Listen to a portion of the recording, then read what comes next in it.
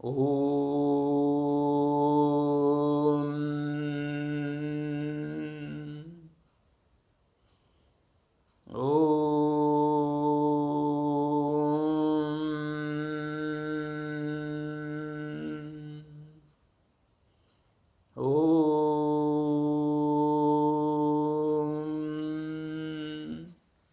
ओम शांति बाबा।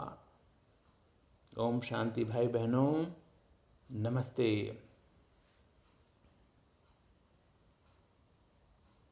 आध्यात्मिक लक्ष्मण रेखा। जी, आध्यात्मिक लक्ष्मण रेखा। लक्ष्मण रेखा का महत्व और उसको लांघने का यानी पार करने का परिणाम हम सभी भारत के लोगों को अच्छी तरह पता है। आज भी जो ईश्वर द्वारा जो खींची हुई मर्यादा की लक्ष्मण रेखा है, आज के समय में वह उससे कहीं ज़्यादा महत्वपूर्ण है कि वह जो है सतयुग का समय अच्छा समय था, फिर भी लक्ष्मण रेखा खींची गई। आज ये कलयुग का घोर अत्याचार, दुराचार, क्या क्या है बुराइयाँ आप सबको पता है। उस बीच में जो ईश्वर ने, परमात्मा ने लक्ष्मण रेखा खींची है, उसको अगर पार करेंगे तो उसके दुष्परिणाम बहुत ही भयावह होंगे।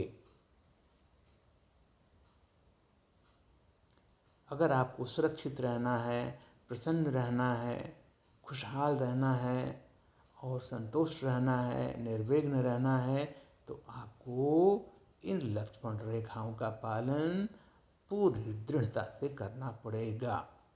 आप करके देखिए, आपका जीवन हमेशा खुशमय रहेगा, निर्विघ्न रहेगा, कभी आपको कोई बाधा नहीं पहुंचा सकता। ये भगवान वाच है। क्या करना है?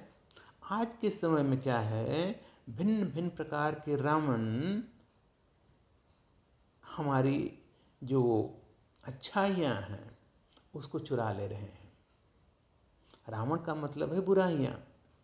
तो हमारे जीवन को, खुशियों को, सुख शांति को, ये जो भिन्न भिन्न प्रकार की बाधाएं हैं, माया है, वो हमारे जीवन से जो स्नेह है, संतुष्टता है, खुशी है, शांति है, ये सब चुरा ली है। एग्जाम्पल के तौर पे अगर देखें, क्योंकि भगवान शिव ने हमें स्नेह पूर्वक बताया है, क्योंकि हम भगवान शिव को ही बाबा बोलते हैं। बाबा माने पिता। अब पापा क्या बोलता है? वो तो ज्ञान के सागर हैं, ईश्वर। इस समय ही जो सभी आत्माओं को अपना ज्ञान आकर के इस पृथ्वी पर दे रहे हैं, लेकिन कोई जानता नहीं, मानता नहीं, पहचानता नहीं, वो इससे वंचित है।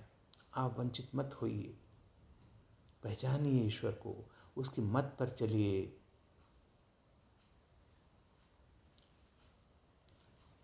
जो लक्ष्मण रेखा जब जो लांघते हैं तो क्या होता है, जब हमारी बुद्धि रूपी सीता को, बुद्धि रूपी सीता माना है, बुद्धि रूपी सीता को, ये जो हमारा देह अभिमान है, अहंकार है अपने देह का, पद का, प्रतिष्ठा का, वह रावण, बुद्धि को सीता बोला गया, देह अभिमान अहंकार को रावण बोला गया। तो जब हमारी बुद्धि रूपी सीता को हमारे देह अभिमान का रावण हर लेता है, चुरा लेता है, तब हम दुख, दरिद्रता, अशांति, भय जैसे चक्रवात में फंसते चले जाते हैं। अतः इन सभी बीमारियों से मुक्त होकर सुखमय, शांतमय और सफल संतुष्ट जीवन चाहिए तो भगवान की खींची हुई लक्ष्मण रेखा का पालन करें।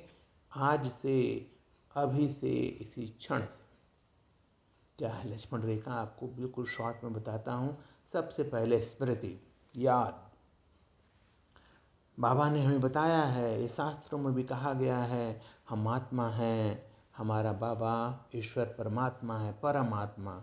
हम आत्मा बिल्कुल भ्रिकुटी के मध्य शरीर पर रहते हैं, बिल्कुल ज्योत स्वरूप, बिल्कुल सूक्ष्म स्वरूप। इस शरीर को चलाने की प्राण है, शक्ति है। अपने स्वरूप को पहचानिए, ये स्मृति बाबा ने दिलाई है। याद कीजिए, हम आत्मा है, न कि ये शरीर।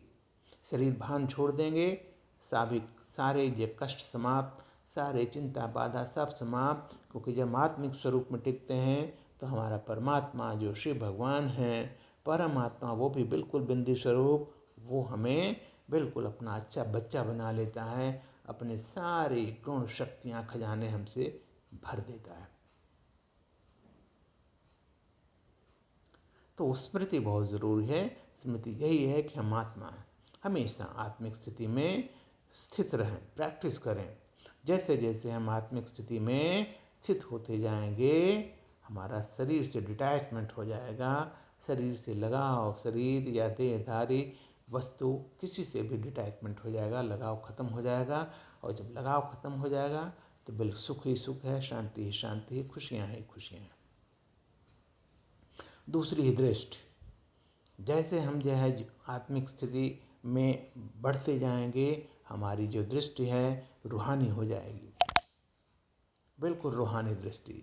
जैसे बाबा की, परमात्मा की रूहानी दृष्टि दिव्य दृष्टि है, उसके सामने कुछ भी व्यर्थ नहीं आता, न व्यर्थ चिंतन होता है। हमारी दृष्टि रूहानी होने से जो काम, क्रोध, मोह, लोभ, अहंकार है, इससे किनारा अपने आप होने लगता है, क्योंकि परमात्मा बिल्कुल परम पवित्र है। हम भी उसी हिसाब से बन जाते हैं निर्विकारी, बाकी जो परमात्मा का सब मेरा। उसके बाद आता है वृत्ति, इसको वाइब्रेशंस बोलते हैं। वास्तव में श्री बाबा का आध्यात्मिक ज्ञान हमारे मन की वृत्ति, यानी मन की जो हमारी चल रही है सोच, वाइब्रेशंस, जैसा हम सोचते हैं, जैसा हम बोलते हैं, वही जो है वाइब्रेशंस उस वातावरण में, वायुमंडल में घूमता है, और उसको हम भी जो है, उससे हम भी जो है प्रभाव में आते हैं। दूसरा कोई भी प्रभाव होता है तो वृत्ति बहुत अच्छी होनी चाहिए, वाइब्रेशन मन में। वृत्ति जो है बाह्यमुखी, मुंह से कुछ नहीं बोला, अंतर्मुखी। अंतर्मुख जो हम बोलते हैं, अंतरात्मा इसको बोलते हैं, वो हमेशा सच्ची है, साफ है, सत्य है। अंतर्मुखता आ जाती है, बाह्यमुखता बंद हो जाती है, ऐसा हो जाता है। और फिर हम परमात्मा की शक्ति को प्रत्यक्ष महसूस करने लगते हैं, उससे संपन्न होने लगते हैं। फिर आता है संकल्प, यानी कि सोच। शक्ति या श्रेष्ठता का स्रोत है संकल्प। यदि हम एकाग्रचित होकर अपनी संकल्प शक्ति जिस तरफ भी लगाते हैं, वह कार्य सहज ही सफल हो जाता है। बाबा ने कहा है, संकल्प से सिद्धि। अगर श्रेष्ठ संकल्प हैं, दृढ़ संकल्प हैं, उसकी मदद परमात्मा करता है, उसकी सिद्धि बिल्कुल ही हुई पड़ी है। फिर आता है, क्या होता है कि जब असफलता का भय तब मिलता है जब हमारे मन में चंचलता रहता है, भ्रम रहता है, जिसको बोलते हैं ना अंधविश्वास रहता है। मन जो है घोड़े की तरह भागता है, उस पर ईश्वरीय मर्यादाओं का लगाम बहुत ज़रूरी है, नहीं तो मन भागता जाएगा। मन भागने का कोई बहुत ही ज़्यादा स्पीड है और वो व्यर्थ में भी भागता है। तो अपने जो है एकाग्रता के द्वारा, अपनी स्थिति के द्वारा हर ये बाधाओं को, जो मन रूपी घोड़ा है, उसको लगाम लगा के रखें। श्रीमत पर चलने से सर्व सिद्धि प्राप्त कर अलौकिक जीवन जीने का प्रयास करिए। आप एक कदम बढ़ाइए, परमात्मा आपको 10 कदम की शक्ति देता है। भगवान की इस लक्ष्मण रेखा को समझे, मर्यादाओं को पार न करें और ईश्वर का चिंतन, स्वयं को श्रेष्ठ बनाने का चिंतन करें। दुनिया को मत देखें, अपने आप को देखें। आप ईश्वरीय संतान हैं, परमात्मा के बच्चे हैं, तो जैसा बाप वैसा बच्चा बने। फिर जो बाप का वो सब हमारा। कुछ मांगने की ज़रूरत नहीं, कुछ बनने की ज़रूरत नहीं, वो परमात्मा स्वयं अपने जैसा आपको बना देगा। तो वो सभी के प्रति शुभकामना, कल्याणकारी वृत्ति, सहयोग, सेवा और सबके प्रति दया भाव, सबको आप जैसे बनाने की प्रेरणा, देह अभिमानी अवस्था को दूर कर आत्मिक स्थिति में रहें और दूसरों को भी आत्मिक स्थिति से देखें, अपने जैसा बनाएं। तो अभी से ये कार्य करें।